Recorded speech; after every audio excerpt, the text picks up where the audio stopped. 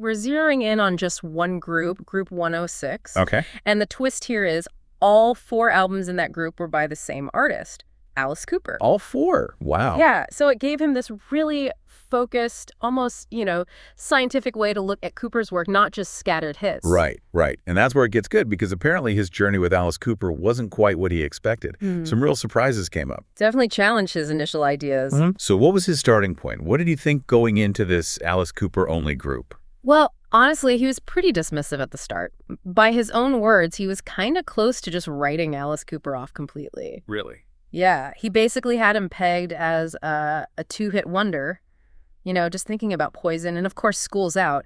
Those were the only ones he really rated. Okay, so a definite bias there. He wasn't expecting much. Not really. The assumption was this deep dive into Cooper might be, well, a bit of a slog, maybe. But that's the magic of these structured listening projects, isn't it? Forcing yourself to actually sit with whole albums can really shake things up.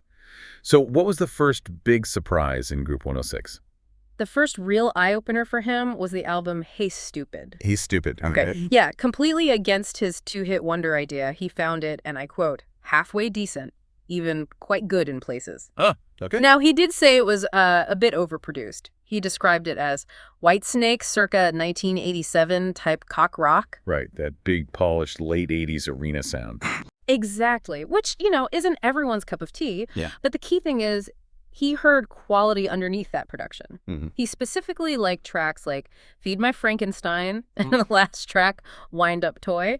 Said that one actually made him think of Chucky, the horror doll. Chucky. Yeah. That's memorable. And shows a song made an impact, even on an album he didn't expect to like much. Definitely. Gives a track personality. But sometimes a positive surprise can kind of throw a disappointing one into sharper relief, right? Oh, absolutely. And that's exactly what happened next with the School's Out album. The one named after the huge hit. The very one. He found the album itself really betrayed the quality of its title track. That was his feeling. Ouch.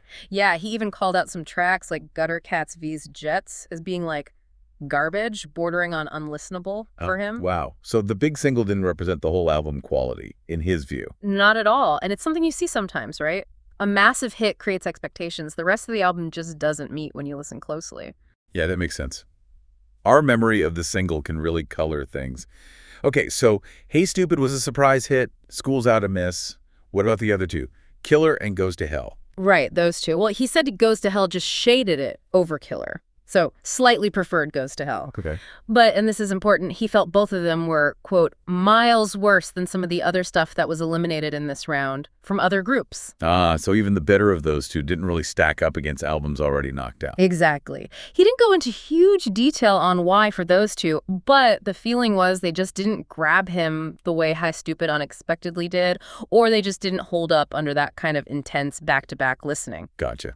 So after all that listening, all that comparing within this all Cooper group, the final rankings must have looked pretty different from his initial expectations. Completely different. So number one was? Number 1, Hey Stoopid. The surprise. Number 2 was Goes to Hell, then Killer at 3, and landing in last place, number 4, was School's Out.